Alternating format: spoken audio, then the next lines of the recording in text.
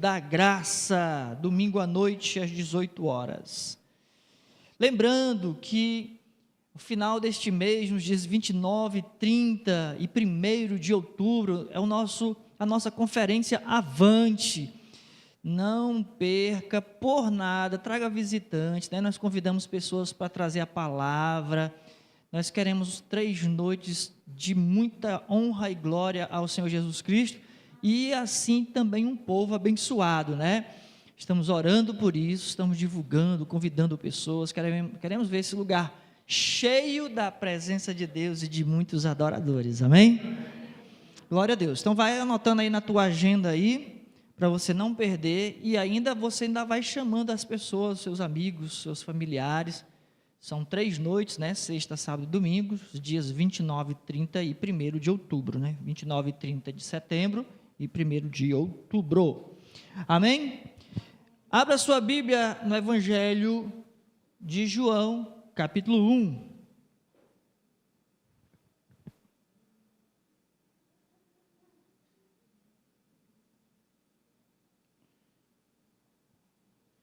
O Evangelho de João é muito intenso, comecei na semana passada e eu consegui sair do versículo 1 e 2, né? E hoje nós vamos para o versículo 3 e 4, em nome de Jesus, né? De repente até o 5.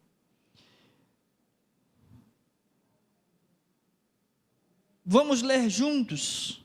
Eu vou pedir para colocar aqui, como são apenas, eu vou repetir, inclusive os versículos 1 e 2, e a gente lê novamente o versículo 3 e 4, e o 5, tá bom? O 5 tem a ver com o que a gente vai falar hoje à noite. Vamos lá, igreja. Junto comigo, 1, 2, 3 e... No princípio era o Verbo, e o Verbo estava com Deus, e o Verbo era Deus. Ele estava no princípio com Deus. Todas as coisas foram feitas por intermédio dele, e sem ele, nada do que foi feito se fez. A vida estava nele, e a vida era a luz dos homens. A luz resplandece nas trevas, e as trevas não prevaleceram contra ela. Aleluia. Amém? Vamos orar. Senhor nosso Deus, bendito e eterno Pai, Senhor, nós te damos graças nessa noite por mais uma oportunidade que o Senhor nos dá de adorarmos o teu santo nome, cantar louvores ao teu santo nome, render adoração a ti. Mas também, Senhor, queremos sair daqui nesta noite cheios também da verdade que liberta, cheios da direção do teu Espírito Santo, da revelação. Queremos sair daqui dessa noite, ó Deus, edificados pela tua palavra, no nome do Senhor Jesus, que o Senhor possa remover os impedimentos, as dificuldades que nós temos de muitas vezes compreender a tua palavra, pois se o Senhor não nos revelar, certamente não conseguiremos compreender. Pois essa é a minha oração, meu Deus, que o Senhor abra o nosso entendimento para a tua revelação, que o Senhor nos dê a conhecer a tua palavra nessa noite, em nome de Jesus. Se você concorda comigo, diga amém. Amém. Louvado seja Deus. Queridos, na semana passada nós falamos aqui, esses 2 primeiros versículos, quando João tem a preocupação, eu falei para os irmãos, João está escrevendo para uma igreja que na sua maioria é uma igreja formada por gregos, e gregos, eles não se importam muito com genealogia, né, de onde veio o Messias. Os gregos não têm muito essa preocupação, diferente, por exemplo, de Mateus. Quando Mateus escreve, ele escreve para um grupo de judeus, e daí então Mateus começa a partir de uma genealogia para apresentar Jesus, através dos seus descendentes, puxando desde Davi, né, o rei Davi, para chegar a mostrar Jesus como descendente de Davi. Mas João, como ele está escrevendo para uma comunidade de uma predominância de gentios, né, de gregos, os gregos gostam muito de filosofia, gostam muito de sabedoria, e é exatamente em cima dessa sabedoria que eles escorregam. eram exatamente os gregos convertidos, gregos cristãos, que desenvolveram, através da sua filosofia, desenvolveram uma heresia no meio cristão, que João estava combatendo. Por isso João começa afirmando uma palavra, através de uma palavra que era muito importante para os gregos, que é o verbo. Jesus, sendo ele o verbo. Para o grego, a sabedoria, Para o judeu seria a palavra de poder. Mas, enfim, para mostrar que Jesus é Deus, E aí, como eu falei, os gregos na sua, como é que eu posso dizer, se gabando, de que eram mais inteligentes que o restante da humanidade, eu posso até concordar que eles têm os clássicos, os filósofos clássicos, o Aristóteles, o Platão, Sócrates, enfim. Mas a gente percebe que exatamente por causa da sua arrogância de sabedoria, que eles escorregaram. Eles, dentro do cristianismo, desenvolveram uma heresia chamada gnosticismo. Quem já ouviu falar no gnosticismo? Eu não vou me preocupar aqui em explicar muito para você o que é, mas eles fizeram uma distinção daquilo que era material e aquilo que era espiritual, de tal forma que eles começaram a ter dificuldades com o pecado, com o inferno, com a divindade de Jesus, porque Deus, sendo puramente santo e, portanto, perfeito, seria imaterial. Não seria Deus capaz de se misturar ou até mesmo de se fazer ou se transformar em matéria, vir em carnes, assumir a forma humana como nós entendemos, como a Bíblia revela. E chegaram até a dizer que Jesus, de repente, era só um fantasma e não um corpo físico. E em meio a desenvolver essa heresia, como eles tinham dificuldade com o pecado, com o inferno, essas coisas mais, começaram a distorcer no sentido de que você não ia para o inferno não, até mesmo o inferno não existe. O que vai para o inferno é só a matéria, mas o teu espírito vai para Deus. Você aceitou Jesus e pode ficar sossegado, mas não se importavam em ter uma vida separada, em ter uma vida santa, continuavam na sua vida pecaminosa. Mas em meio a tudo isso, João vem afirmar, também de forma até muito filosófica, mostrar que Deus, principalmente eu vou só abordar rápido aqui no versículo 3, para depois a gente ir para os 4 e 5. Quando ele diz que todas as coisas foram feitas por intermédio dele, e sem ele nada do que foi feito se fez. Como é que João está desmantelando o gnosticismo? Como que João está desfazendo?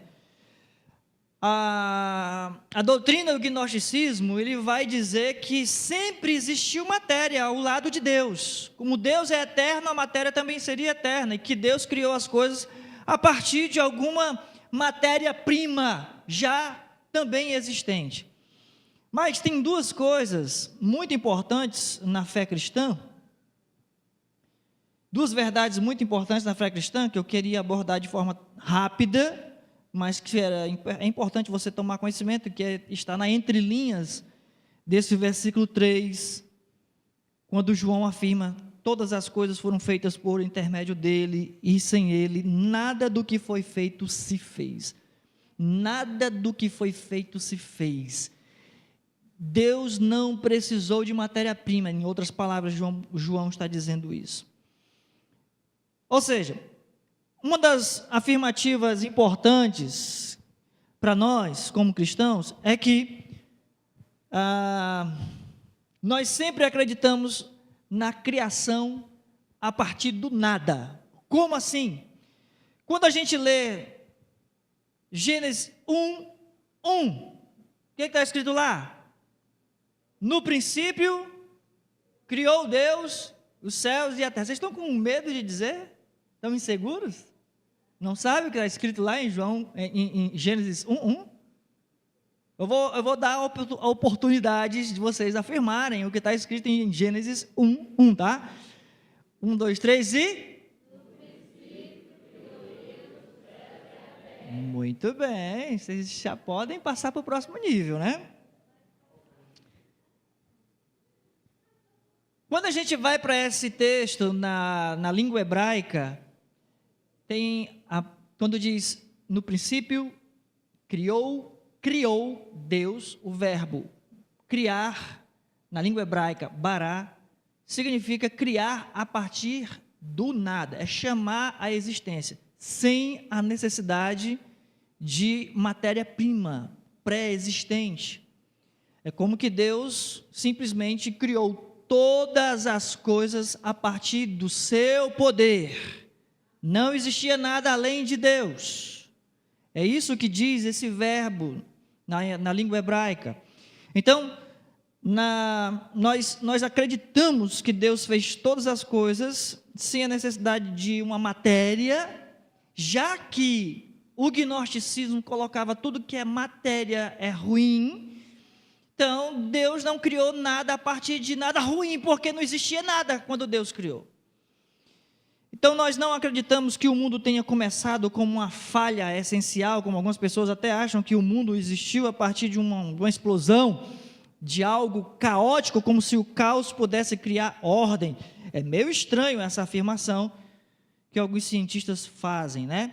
Então, nós não acreditamos que o mundo começou com Deus e algumas outras coisas. Não, era só Deus. Deus era na eternidade, antes de tudo e de todos. Amém, irmãos?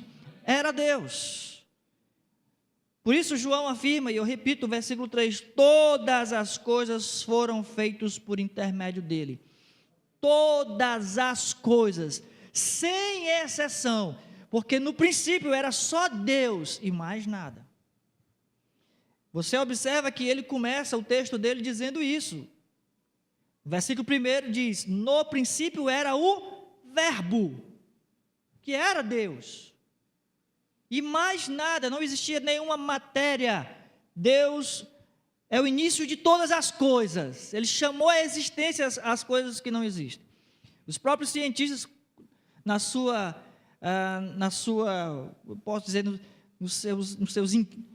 inquietações de querer descobrir a origem das coisas, eles realmente chegam a uma situação em que eles dizem, e agora? Quem começou isso? E se eles excluírem Deus desta, vamos assim dizer, dessa equação, eles não têm resposta. Você entende o que eu estou falando? Vamos lá. O que era antes de toda essa ordem aqui? Ah, pastor, existia aí mato para todo lado, tinha dinossauro, tá, beleza. E antes do dinossauro, o que é que tinha? Não, era só umas pequenos vermezinhos lá, no meio do nada. E antes disso aí, era uma partículazinha chamada átomo, tinha o átomo. E antes do átomo, quem criou o átomo?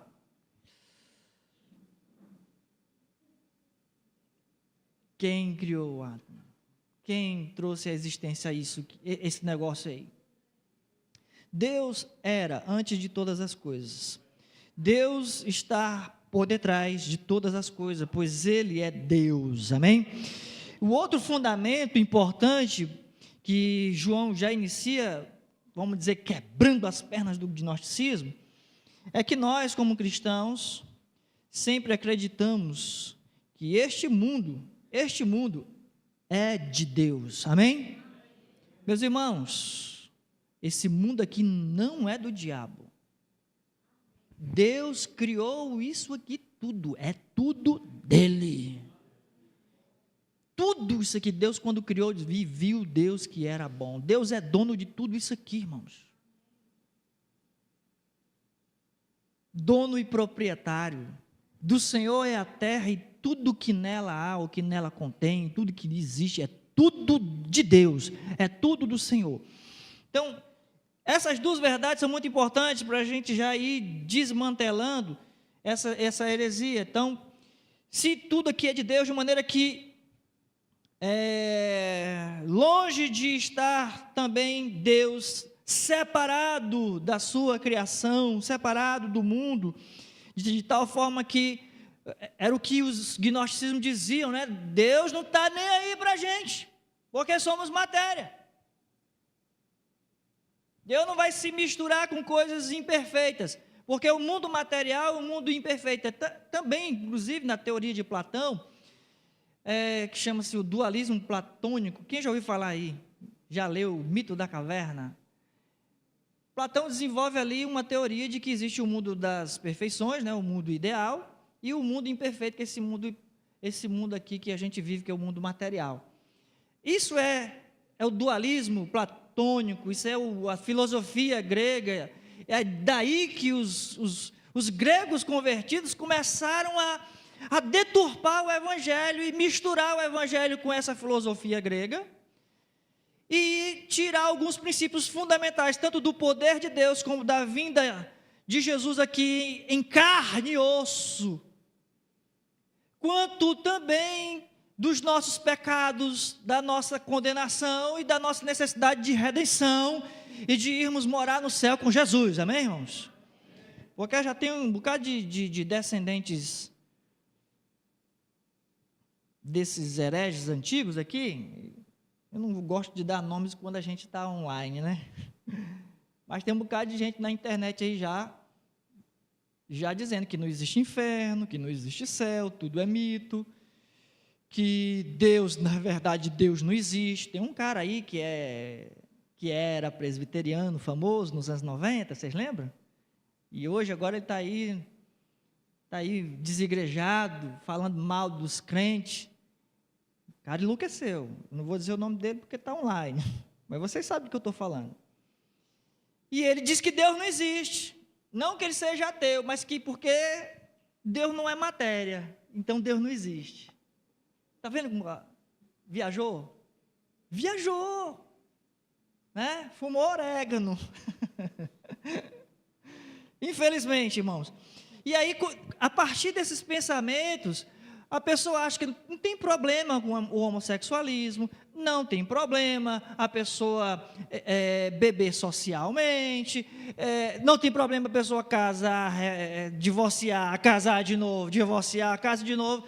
Não tem problema, essas coisas não tem problema. O que importa é você ter amor ao próximo, pronto. Não tem problema. Então, a gente precisa tomar cuidado. A gente precisa tomar muito cuidado com as heresias que estão à nossa volta, que não é de hoje, lógico, já desde o princípio estavam aí. Muito bem, então, primeiro a gente entende, Deus criou todas as coisas a partir do nada. Segundo, nós cremos que aquilo que Ele criou é dele, inclusive Paulo diz que a criação aguarda a redenção com gemidos, toda a criação. Eu lembro que um professor meu disse o seguinte: rapaz, olha, Deus não vai abrir mão da criação dele. Existem algumas teorias aí de que Deus vai destruir tudo isso aqui. Nada. Deus não vai destruir isso aqui, Deus vai restaurar tudo isso aqui. Isso aqui é a casa de Deus, irmãos. Criação. A criação, Deus não vai jogar tudo isso aqui fora, Ele não vai abrir mão da sua criação. Eu creio assim também. Enfim, a partir daí, então, João começa a apresentar Jesus de uma forma mais, eu diria, mais ampla até, né? Quando ele coloca no versículo 4, vamos ao versículo 4, Jesus já foi apresentado como o verbo que era Deus, que criou todas as coisas, e em seguida, Jesus é apresentado nos versículos 4 e 5, que diz, a vida estava nele, a vida estava nele, e a vida era a luz dos homens. A luz resplandece nas trevas e as trevas não prevaleceram contra a luz. Jesus agora passa a ser apresentado por vida e luz. Essas duas palavras, elas serão diversas vezes repetidas por João em todo o Evangelho. São dois conceitos muito importantes para João no seu Evangelho. A palavra vida aqui, por exemplo, deixa eu parar mais um pouquinho aqui, se bem que o nosso tempo já está bem adiantado, né? palavra vida aqui, Jesus aparece apresentado aqui logo no versículo 3, né? Não, 4, a vida estava nele, está no início do Evangelho, no capítulo 1, e lá no último capítulo 20, João também fecha esse Evangelho dizendo que Jesus é o Cristo, o Filho de Deus, e que para que crendo tenhais vida em seu nome. Então, João inicia o Evangelho falando de vida, ele conclui esse Evangelho falando de vida, para nós entendermos que essa palavra tem uma importância muito grande para João. Ele coloca essa palavra o tempo todo nos lábios de Jesus. No capítulo 5, versículo 40, Jesus se lamenta de que os homens não se aproximem dele para que possam ter vida. Está aqui já, olha como a mídia está sensacional.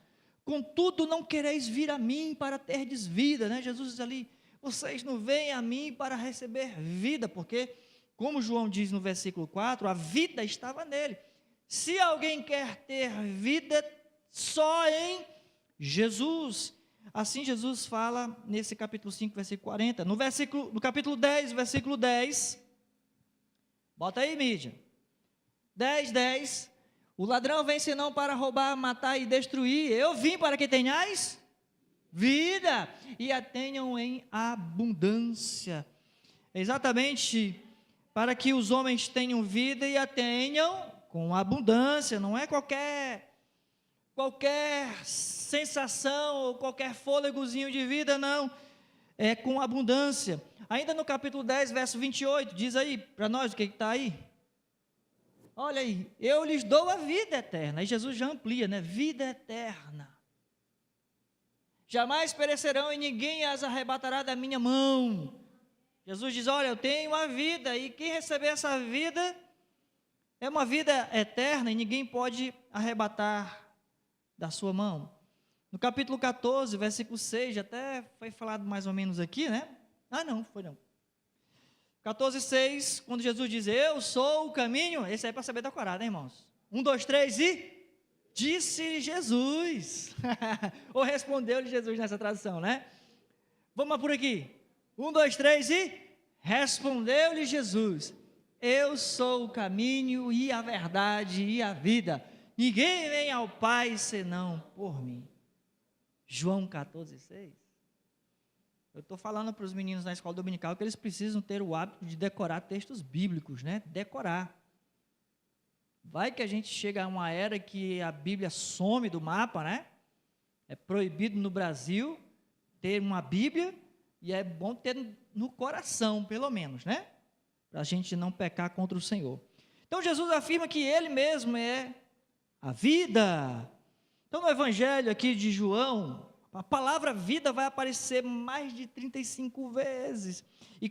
E isso na forma simplesmente falando traduzido por vida, porque quando ela vem como verbo, ou seja, viver, ela vai aparecer também mais de 15 vezes. Então, é um evangelho que fala muito de vida, relacionado a Jesus. Qual é a intenção de João ao repetir muito sobre vida? Bom, o que seria o contrário de vida, irmãos? Morte. Destruição, condenação, morte. Sem Cristo, qual seria então a nossa condição? Condenação, destruição, morte. O próprio texto do capítulo 10 diz que o ladrão vem senão para matar, roubar e destruir. Mas Jesus disse, eu vim para lhes dar vida, fazendo o contraste entre vida e o seu contrário, que seria destruição, condenação e morte. O tão conhecido João 3,16, que diz?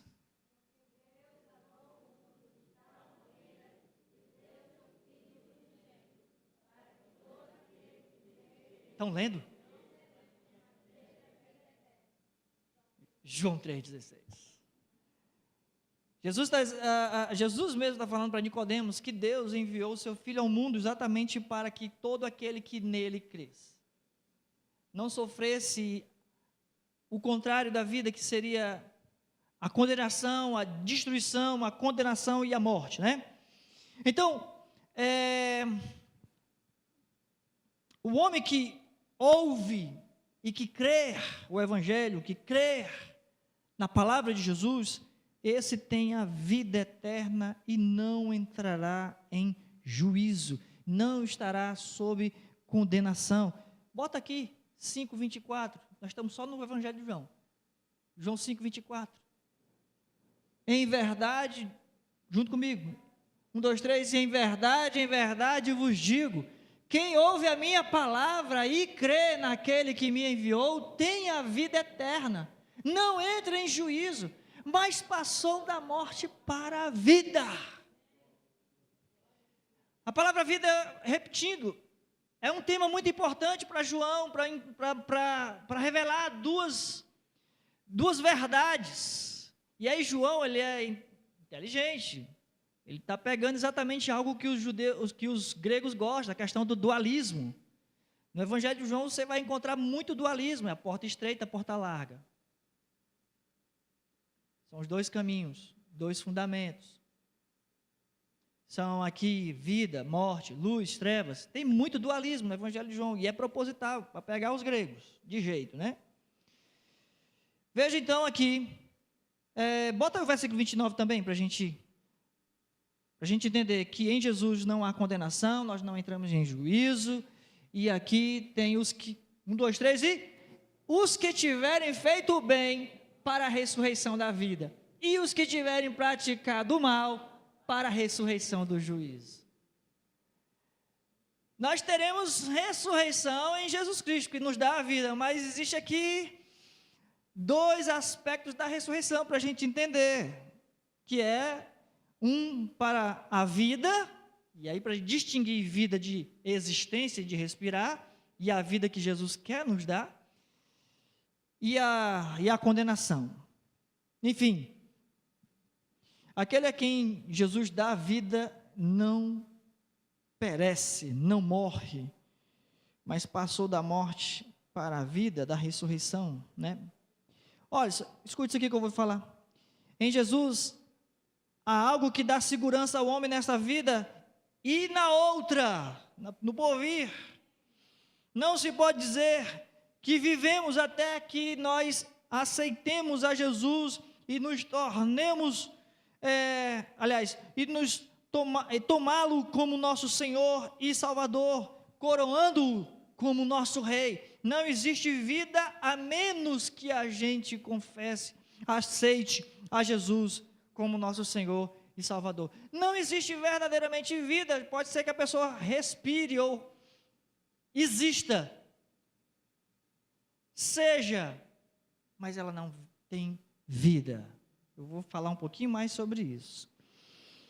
O homem que vive uma vida sem Cristo, ele existe, mas não sabe o que é a vida. Jesus é a única resposta, pessoa, saída, solução, o único caminho que pode realmente transformar eu e você em seres viventes, a termos vida, a vida que realmente merece ou que vale a pena ser vivida.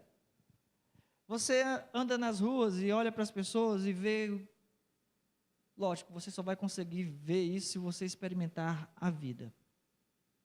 Você consegue perceber o quanto as pessoas estão vazias. Ainda hoje eu estava voltando lá da casa da Águeda, a gente estava falando sobre algumas situações que as pessoas vivem, mas que elas nem sequer percebem a situação em que elas estão. Elas não percebem o estado elas não sabem que estão sofrendo, elas não sabem que estão em cadeias, elas não sabem que estão ali em pecado, elas não sabem que estão ali, que tem algo a mais, que realmente existe algo melhor, porque elas nunca experimentaram. Você consegue olhar para aquelas pessoas e dizer, olha, se ela soubesse do que eu sei, ela não estava nessa situação. Não é simplesmente uma questão financeira, mas é literalmente encontrar vida em Jesus. Jesus é aquele que transforma as nossas vidas e nos faz entender que existe algo que vale a pena viver. Não sei se você está conseguindo entender. Essa vida que nós experimentamos em Cristo Jesus é uma vida que merece ser vivida, que vale a pena ser vivida, e que andando com Cristo, andando na companhia de Cristo, até mesmo a morte não é mais um fim, é apenas o começo de uma vida mais plena ainda.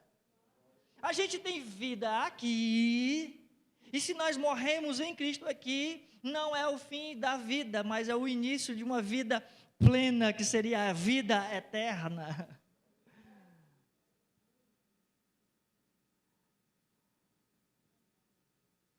Então Jesus é quem traz a vida, é a origem da vida, é o autor da vida, é o doador da vida, é Jesus.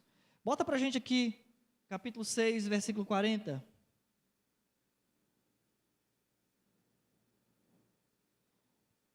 Juntos, 1, 2, 3 e... De fato, a vontade de meu Pai é que todo homem que vira o Filho e nele crer, tenha a vida eterna, e eu o ressuscitarei no último dia.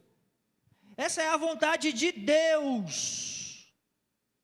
Todas as pessoas que forem até Jesus, todos que vierem até Jesus,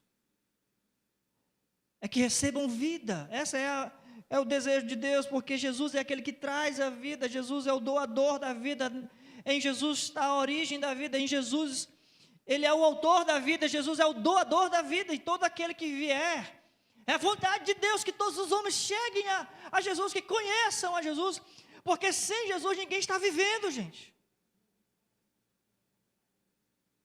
Sem Jesus não há vida, a pessoa pode até existir, mas ela não vive. E Deus Pai, né? Deus Pai quer que todos vivam. Todos vivam. Bota o versículo 6:27. 6:27, João 6:27. Ó. 1, 2, 3. E trabalhai, não pela comida que perece, mas pela que subsiste para a vida eterna, a qual o Filho do Homem vos dará, porque Deus, o Pai, o confirmou como seu selo. Aqui, irmãos, a gente acorda cedo, vai, enfrenta cambão, né? Enfrenta ônibus, enfrenta trânsito, enfrenta uma série de coisas, abuso de patrão, abuso de cliente, para poder trazer o pão para dentro de casa. A gente trabalha para o pão nosso de cada dia. E Jesus estava dizendo, olha, trabalhem, não apenas, né, por causa do pão, mas por aquele que vos dá a vida. E aí não é, você percebe que Deus não está interessado em que você apenas coma 3 vezes ao dia. Deus está realmente interessado em que você tenha vida, meu irmão, vida com abundância. Você não pode entender que o significado da vida é simplesmente manter a sua casa, apenas café com pão, feijão com arroz. Em tudo está o dualismo, né?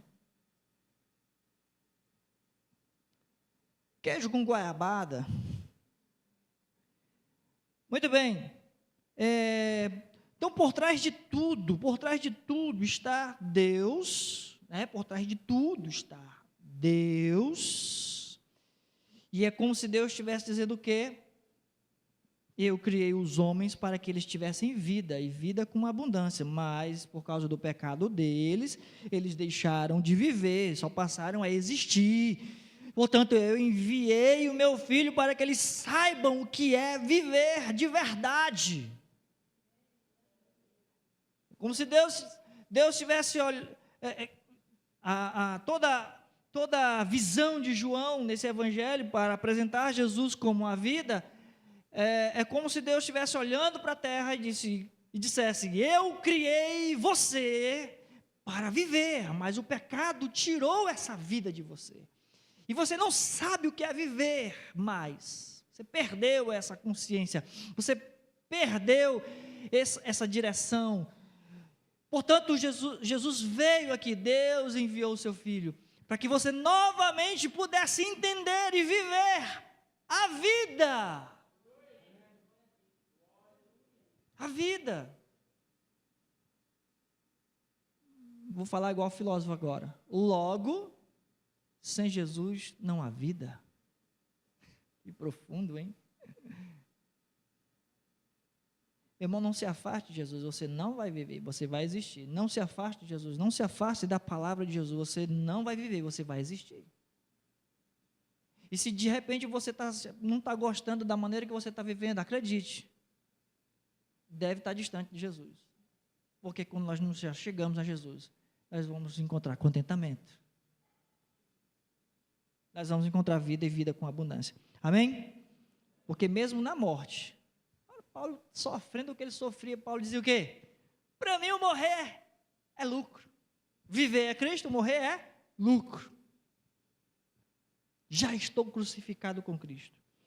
O outro conceito importante, eita que o tempo voa, né?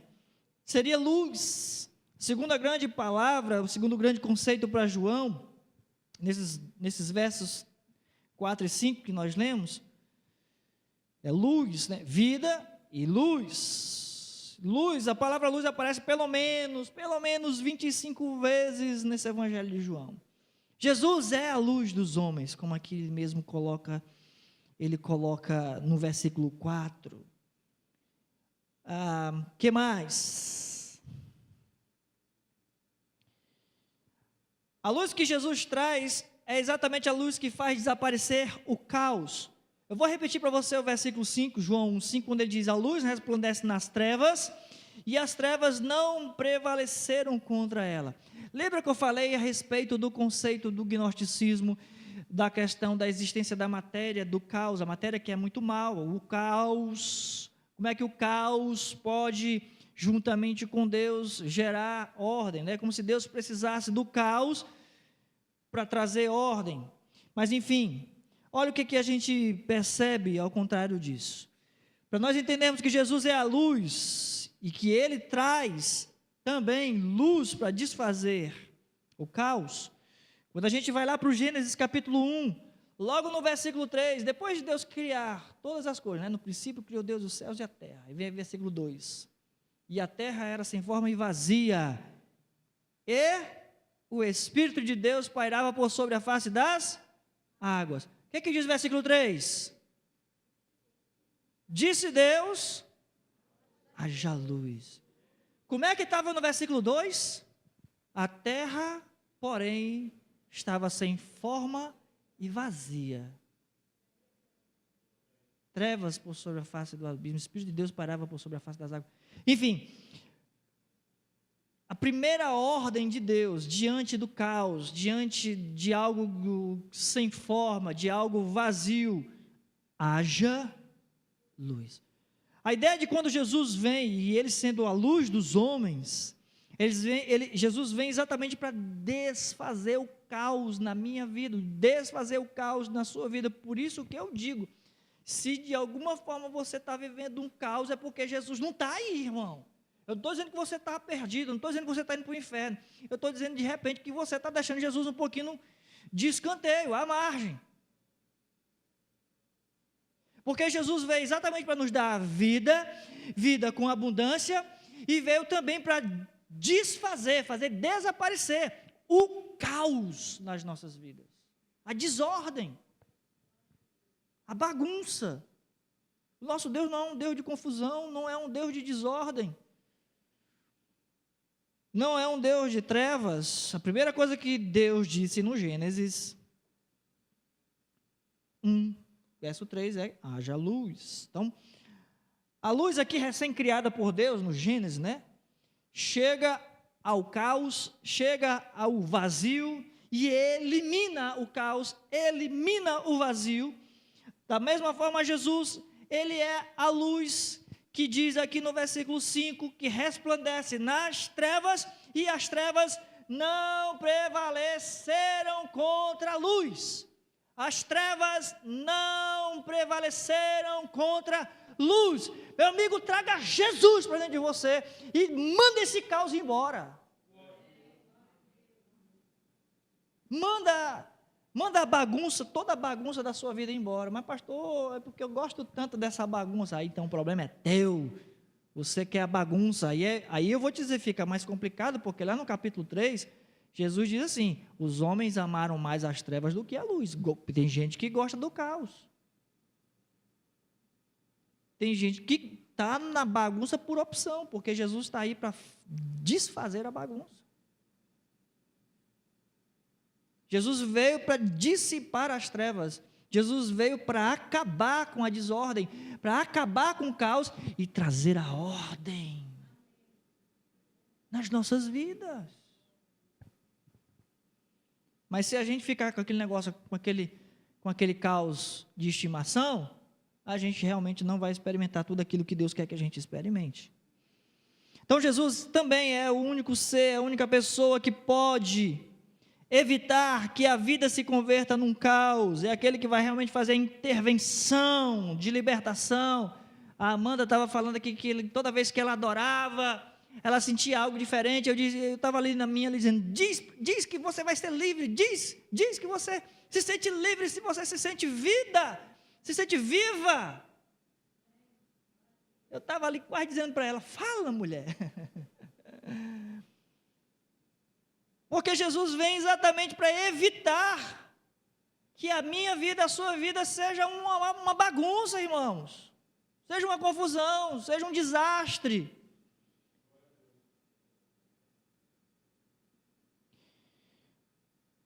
Olha, acredite, um dos maiores medos, ou dos medos mais antigos de todas as pessoas, é o medo da escuridão. Quando falta energia, você fica: a internet foi embora. Né? O que eu vou fazer a minha vida sem internet? Tem gente que fica maluco, né, com a internet. Mas, na verdade, o problema é a luz. A luz, acende que ser uma vela, acende uma fogueira, não quer ficar no escuro. Ninguém quer ficar no escuro. Você até gosta de dormir no escuro, né, irmão? Mas quando você está acordado, você não quer estar no escuro acordado.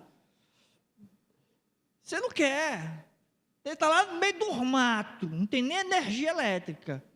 Você não fica na escuridão, se você estiver acordado. Você bota lá uma lamparina, acende uma fogueira, você não fica no escuro, meu irmão. Ainda mais se você escutar um barulhinho lá no meio do mato, né? Ai, meu Deus do céu. E uma fogueira logo aqui, né? Que barulho é esse? O medo toma logo conta, né? Então, não é de agora que realmente as pessoas temem a escuridão. E aqui João diz que a vida estava nele, versículo 4, a vida estava nele, e a vida era a luz dos homens. A luz dos homens. A vida era a luz dos homens, a vida, Jesus Cristo, acabando com os temores, acaba com o teu medo aí, irmão, acaba com as ansiedades, Jesus. Uma outra coisa aqui, que é Jesus, a luz que Jesus traz é a luz reveladora. Ou seja, a condenação dos homens consiste em que eles amaram mais as trevas do que a luz. Eu falei isso, que está no Evangelho de João 3, nos versículos 19 a 20, né? Jesus conversando com Nicodemos, ele diz isso, que os homens amaram mais as trevas do que a luz. E por que foi assim? Porque as suas obras eram más e não estavam dispostos a deixá-las, e quando a luz vem, a luz revela que aquilo está errado, e eles não querem que digam que está errado. Ei, não diga que está errado, porque eu gosto do que eu estou fazendo.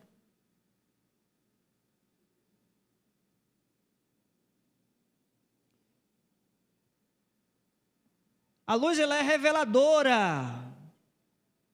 Ela não só repreende, mas ela revela que está errado. Que as obras são obras más, né? Obras do mal. A luz que Jesus traz é algo que nos mostra as coisas como elas são. Às vezes a pessoa sabe que está errado, mas quer dar aquele jeitinho, mas eu gosto, eu sou assim, eu nasci assim. Jesus me aceita assim. Não, irmão, Jesus veio exatamente para dizer que está errado. A luz vem exatamente para dizer que você precisa de ser transformado, você precisa de mudança, você precisa de conversão. A luz resplandece nas trevas e as trevas não prevalecerão contra a luz. É assim que funciona. A luz, ela revela o estado de condenação, ela revela o errado. Mostra. Tira as máscaras, tira os disfarces, mostra as coisas na sua nudez, no seu caráter, no seu valor. Uma frase aqui que fala que os cínicos afirmavam que os homens odeiam a verdade porque a verdade é como a luz aos olhos doentes. É gente com os olhos doentes e que não podem olhar para a luz. Não querem. Então, nós jamais vamos ver realmente as coisas como elas são nas nossas vidas sem a luz. Jesus é a melhor forma de você enxergar quem você é. Você só vai entender que você está errado através da luz de Cristo. Se não for por intermédio da luz de Cristo, que é uma luz reveladora, confrontadora, você não vai perceber que você está errado. E se você não entender Jesus como Ele, de fato, Ele é, se você não entender o Jesus revelado, como João teve a preocupação de mostrar um Jesus revelado, sendo Deus, santo, luz, vida, você não vai sentir necessidade de transformação. Você não vai querer abandonar as suas obras ruins. Vai preferir as trevas. Portanto, somente através de Jesus que nós vamos encontrar a possibilidade de enxergarmos quem de fato nós somos e as necessidades que nós temos de transformação, de mudança. Por último, a luz que Jesus traz é uma luz que guia. Ora, se eu tô no escuro, eu estou perdido. Sim ou não? Sim. Não, mas eu conheço o caminho de qual, meu filho? Você conhece depois de ter visto. Você só conhece um caminho depois de tê-lo visto, no claro. Pastor, mas o cego sabe daqui lá para o centro, sabe porque ele já foi, alguém já guiou ele, alguém já conduziu. Não tem como uma pessoa descobrir um caminho sozinho, sem alguém dar a direção. Nas trevas, na escuridão, não se consegue encontrar o caminho, não se consegue encontrar a direção. Jesus é a luz que guia. Bota João 12:35 para nós. João 12:35. Vamos, 1, 2, 3 e... Respondeu-lhe Jesus: ainda por um pouco a luz estava convosco. Andai enquanto tendes a luz, para que as trevas não vos apanhem. E quem anda nas trevas não sabe para onde vai. Está nas trevas, está perdido.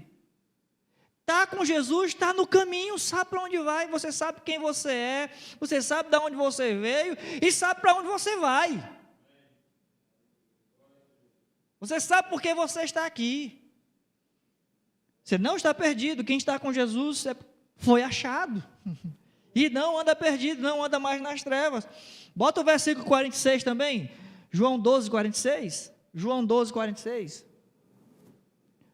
1, 2, 3 e... Eu vim como luz para o mundo, a fim de que todo aquele que crê em mim não pereça nas trevas, não morra na escuridão, não morra perdido, não fique aí sem rumo, sem saber o que fazer, sem saber para onde ir, sem esperança, nas trevas. Então, quando o homem recebe Jesus, quando crê em Jesus, ele recebe luz, ele recebe direção, a luz que guia, ele já não anda em trevas, já não está mais perdido. Isso é uma das coisas mais importantes que o Evangelho nos mostra, né? O caminho que era escuro se encheu de luz. O próprio profeta Isaías, agora eu não me lembro qual é o capítulo, se é o 6, que ele diz, não é o 6, se é o... Um menino nasceu, é Isaías o quê? 9, é Isaías 9. Ali o profeta Isaías disse que a humanidade estava em trevas, quando lhes resplandeceu a luz. Para nós entendermos exatamente que o caminho estava escuro antes de Jesus, o caminho estava realmente denso, escuro, nublado, não dava para enxergar nada, e Jesus vem como a luz. A indecisão que tomava conta da gente acabou, irmãos, em Jesus. Esse negócio de não sei o que fazer, em Jesus se acaba. Esse negócio de pensar assim, o que eu faço? Em Jesus se acaba. Nós temos agora convicções, nós temos certezas, fomos iluminados, somos guiados por esta luz, que é Jesus. E as trevas não prevaleceram contra ela. Amém? Portanto, sem Jesus, somos como os homens que procuram no escuro assim, tateando um caminho desconhecido. Sem Jesus, tá, irmãos? No meio de um apagão. Mas com Jesus, o dia se torna claro, como o sol do meio-dia. Amém? Louvado seja Deus. Vamos ficar de pé, vamos orar. Eu tenho um pedido de oração aqui. A irmã Vânia pede pelo seu Roberto, né? Está internado, situação grave, sua enfermidade. Que Deus possa agir. Às vezes a gente não sabe nem como pedir, né? Situações às vezes difíceis. Mas nós temos uma convicção. A vontade de Deus, ela é boa, ela é perfeita, ela é agradável. Amém? E o Espírito Santo de Deus é o Consolador. Vamos fechar os nossos olhos. E se você chegou hoje aqui, de repente, com um terremoto na sua vida, um caos na sua vida, chegou, pastor, o negócio está meio escuro, preciso de uma luz. Pois bem, clame por Jesus, clame a Jesus nesse momento, não fique indiferente não. Deus, eu quero que se cumpra em mim a tua palavra, eu quero a vida abundante, eu quero que o caos fique do lado de fora, porque aqui dentro de mim eu quero a paz. Eu não quero o caos dentro do meu coração, o caos tem que ficar do lado de fora. Eu quero o Senhor dentro da minha vida. Deus, eu não quero mais trevas dentro da minha vida, eu não quero dúvidas, eu não quero desespero, eu não quero estar perdido dentro de mim. Eu quero o Senhor dentro de mim, eu quero a tua luz, a tua direção, o controle. Eu quero o teu Espírito em mim. Então clame a Deus também nessa noite, clame a Jesus. E nunca mais aceite nada menos do que a vida abundante que Jesus tem para você.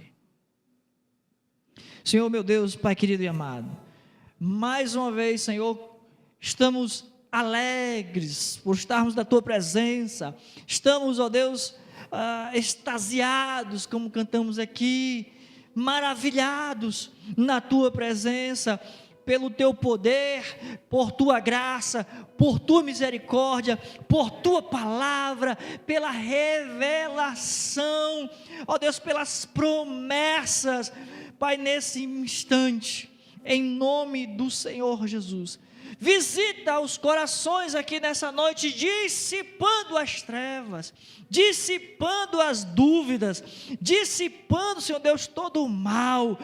Ó Deus, toda tristeza vai embora, todo medo, todo temor vai embora, toda ansiedade vai embora. Em nome de Jesus, que resplandeça a luz de Cristo nessa noite. Vem sobre nós, Senhor Deus, a vida abundante. Queremos experimentar o melhor dessa terra, meu Deus. Na Tua presença, Te exaltando, Te glorificando, trabalhando, ó Deus, além do que, ó Deus, do pão nosso de cada dia, mas trabalhando no propósito daquele que dá a vida. Sim, Deus, ajuda-nos no poder do Teu Espírito Santo. Eu quero também, Senhor Deus, juntamente com toda a congregação aqui, Senhor, na Tua presença, queremos apresentar a vida do Senhor Roberto, juntamente também com toda a família dele. Sim, ó Pai, nós sabemos que o Senhor é soberano, governa todas as coisas, que o Senhor tem um plano, que o Senhor tem um propósito, que todas as coisas estão, ó Deus, subordinadas a Ti. Portanto, nós apresentamos a vida deste homem, toda a família dele, que o Senhor esteja entrando com Tua providência, que o Teu olhar de misericórdia esteja sobre a vida dele e da família, que o Senhor possa agir, ó Deus, nesta noite. Sim, Deus envia uma palavra agora, de ordem, assim como o Senhor, no Gênesis de todas as coisas, disse: haja luz. Ó Deus, que o Senhor possa bradar dos céus uma palavra de ordem na vida do Senhor Roberto e na vida de toda a família dele. Como igreja aqui nós intercedemos por essa família.